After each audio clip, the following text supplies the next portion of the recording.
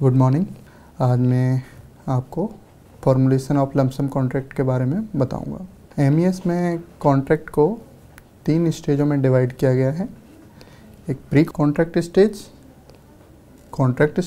And post contract stage. हमारा pre contract stage है, उसमें कॉन्ट्रैक्ट का एनलिस्टमेंट, उसका performance guarantee, BGB, performance security, preparation of contract और उनका कॉन्ट्रैक्टर का अपग्रेडेशन, डाउनग्रेडेशन, ब्लैक लिस्टिंग ये आता है। और कॉन्ट्रैक्ट स्टेज में execution of work, administration, payment, AIPs, final bills, cancellation contract और रिवोकेशन कॉन्ट्रैक्ट के बारे में आता है। पोस्ट कॉन्ट्रैक्ट स्टेज में टेक्निकल एग्जामिनेशन ऑफ वर्क और बिल्स आते हैं। टेक्निकल एग्जामिनेशन ऑफ वर्क में ST ऑफिस से ST आते हैं, वो टेक्निकली एग्ज़ाम करते हैं वर्क को कि वो as per contract agreement procedurally हो रहा है या नहीं हो रहा है। उसके बेस पे वो अपनी ऑब्जर्वेशंस देते हैं। सीरियस केस बनता है, ड्राफ्ट पैरा बनता है, और यदि कॉन्ट्रैक्टर को ओवर पे हुआ है उसका रिकवरी के क्लॉजेस पोस्ट कॉन्ट्रैक्ट स्टेज में आते हैं। कॉन्ट्रैक्ट बेसिकली 2 टाइप के होते हैं। नंबर 1 होता है लमसम कॉन्ट्रैक्ट और नंबर 2 होता है मेजरमेंट कॉन्ट्रैक्ट्स। जो आज हमारा जो टॉपिक है लमसम कॉन्ट्रैक्ट, वो प्री कॉन्ट्रैक्ट स्टेज में आता है। Lump sum contract basically new structure के लिए बनाए जाते हैं, जैसे बिल्डिंग या अदर स्ट्रक्चर। तो इसमें कॉन्ट्रैक्टर एक फिक्स्ड अमाउंट कोट करता है बिल्डिंग के लिए, और उस अमाउंट में उसको जो हमारे स्कोप है उस स्कोप पे उसको कंप्लीट करता है। इसलिए हम लमसम कॉन्ट्रैक्ट बनाते समय ये हमें विशेष ध्यान रखना है कि उसमें हम फुल डिटेल स्पेसिफिकेशन दें, डिटेल स्कोप ऑफ वर्क बताएं कि आखिर हमें क्या वर्क चाहिए, उसकी डिटेल्स ड्राइंग होनी चाहिए, पर्टिकुलर स्पेसिफिकेशन उसका एलोबरेट किया हुआ डिटेल में होना चाहिए, और वो सारा हम टेंडर डॉक्यूमेंट में हमें रखना है लमसम कॉन्ट्रैक्ट। जो लमसम कॉन्ट्रैक्ट का फॉर्म है वो IFW 2249 के 2159 के अंडर में आता है। लमसम कॉन्ट्रैक्ट के लिए जो डॉक्यूमेंट लमसम कॉन्ट्रैक्ट में लगाए जाते हैं वो इस प्रकार हैं। फर्स्ट हमारा होता है फॉरवर्डिंग लेटर, टेंडर डॉक्यूमेंट का फॉरवर्डिंग लेटर। उसमें टेंडर इशू डेट रहता है, एक्सेप्टिंग ऑफिसर का एड्रेस रहता है, और परफॉर्मेंस गारंटी रहती है, अर्नेस्ट मनी के बारे में डिटेल रहता है, और जो हाईलाइटेड पॉइंट होते हैं कॉन्ट्रैक्ट के वो हाईलाइटेड पॉइंट्स रहते हैं। दूसरा हमारा होता है फिर इंडेक्स सीट। इंडेक्स सीट में हम टेंडर कंटेंट के अकॉर्डिंग उनको सीरियल करते हैं, सीरियल पेज नंबर के अकॉर्डिंग इंडेक्स सीट फिल किया जाता है। थर्ड रहता है हमारा नोटिस ऑफ टेंडर, जो IFW 2162 फॉर्म के अंडर आता है। 2 टाइप के NIT होते हैं, एक अप टू 50 करोड़ और एवव 50 करोड़ के लिए अलग होता है। इसको ENC सर्कुलेट करता है, जैसा हमारा कॉस्टिंग होगा उसके अकॉर्डिंग हम ये NIT सेलेक्ट कर लेंगे। NIT में name of work, estimated cost, completion period और टेंडर फीस क्या है, उसका टेंडर का इशू एंड रिसिप्ट डेट क्या है, और प्री क्वालिफिकेशन क्राइटेरिया क्या है कॉन्ट्रैक्टर के लिए, अर्नेस्ट मनी कितना है, और G का address and contact number, accepting officer का एड्रेस और उसका कॉन्टैक्ट नंबर रहता है। टेंडर इशू और रिसिप्ट करने की जो टर्म एंड कंडीशंस होती हैं वो NIT में रहती हैं।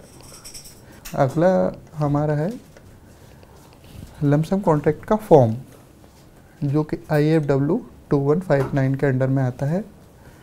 उसके अंडर में पहला होता है ऑथराइजेशन पेज, जिसमें टेंडर इशूइंग अथॉरिटी कॉन्ट्रैक्टर को ऑथराइज करती है कि वो अपना कॉन्ट्रैक्ट सबमिट करे।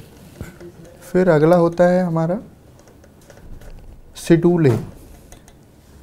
शेड्यूल ए में वर्क लिस्ट रहता है और उसकी प्राइजिंग रहती है वर्क की, जो लेटेस्ट SSR पे बेस्ड होती है।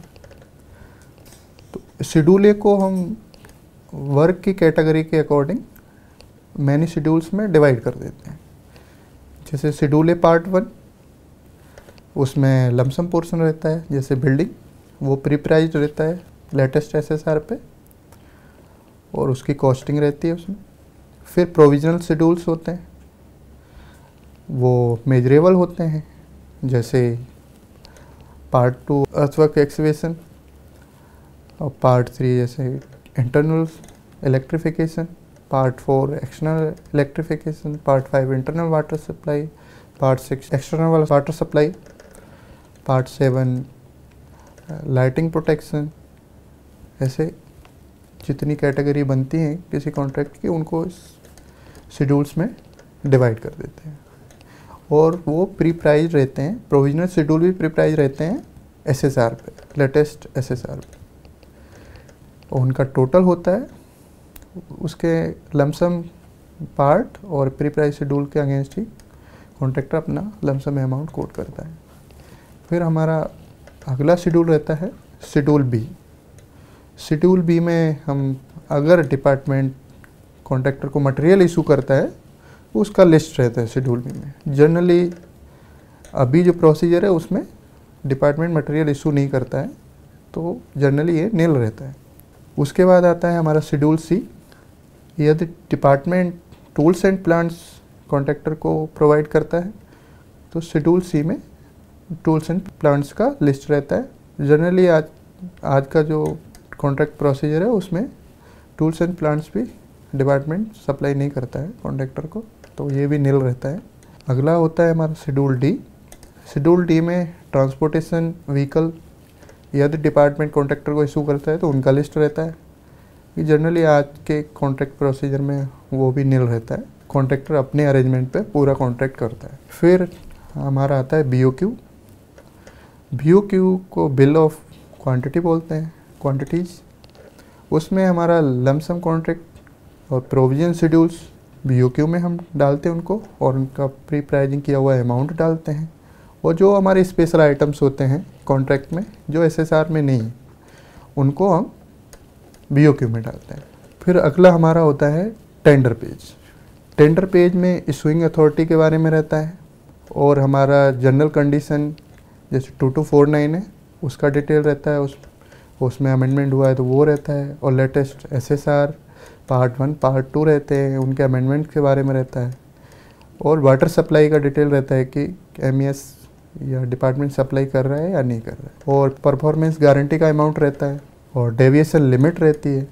और आर्बिट्रेशन के लिए ऑथराइज डिजिग्नेशन का डिटेल रहता है। यदि हमारा कॉन्ट्रैक्ट आर्बिट्रेशन में जाता है तो हमारे इस टेंडर पेज में रहता है कि कौन आर्बिट्रेटर को अपॉइंट करेगा। फिर अगला हमारा होता है एक्सेप्टेंस पेज। एक्सेप्टेंस पेज में जो कॉन्ट्रैक्ट अमाउंट एक्सेप्ट किया जाता है फाइनल, वो अमाउंट रहता है। और कॉन्ट्रैक्टर का सिग्नेचर रहता है, उसका नाम रहता है, और उसकी कैपेसिटी रहती है, वो प्रोप्राइटर है या पार्टनर है। और 2 विटनेसेस रहते हैं, उनका full address and contact number रहता है, और एक्सेप्टिंग ऑफिसर का सिग्नेचर रहता है। फिर अगला हमारा आता है general condition and contract IFW 2249 और मिनिमम फेयर वेजेस के बारे में रहता है। उनमें 2249 बेस्ड हमारा टेंडर बना होता है, तो उसका कितना अमेंडमेंट है और मिनिमम फेयर वेजेस का कितना अमेंडमेंट है और उनका एप्लीकेबल कैसे है, वो डिटेल रहता है। फिर उसके बाद हमारा आता है स्पेशल कंडीशंस। स्पेशल कंडीशन में हमारा वर्क सिचुएशन क्या है ग्राउंड पे, और इलेक्ट्रिसिटी चार्ज क्या है, वाटर सप्लाई चार्जेस क्या है, जो हमारा वर्क जहाँ होना है वो रेस्ट्रिक्टेड एरिया में है या नॉन रेस्ट्रिक्टेड एरिया में है, उसके बारे में डिटेल रहता है। और हमारा टैक्सेस रिम्बर्समेंट के बारे में डिटेल रहता है। डिफेक्ट लायबिलिटी पीरियड रहता है। सैंपल अप्रूवल के बारे में रहता है, जो मटेरियल यूज करते हैं उसका सैंपल अप्रूवल कैसे करना है उसके बारे में रहता है। और हमारा एस्केलेशन रहता है। अगर हमारा पीडीसी टाइम 2 साल से ज़्यादा है तो एस्केलेशन क्लोज रहता है। और हमारा यार्डिस्टिक रहता है, जो लमसम पोर्शन है वो जैसे बिल्डिंग है उसका डिटेल एस्टिमेट करके उसको हम परसेंटेज वाइज उसको हम डिवाइड कर देते हैं और वो यार्डिस्टिक हम इसमें डालते हैं। वो पेमेंट के टाइम पे कॉन्ट्रैक्टर की प्रोग्रेस के अकॉर्डिंग वो यार्डिस्टिक का यूज करके उसको कॉन्ट्रैक्टर को पेमेंट कर सकते हैं। और इसमें रोड रोलर का आउटपुट का क्या कांस्टेंट है वो भी रहता है स्पेशल कंडीशन में।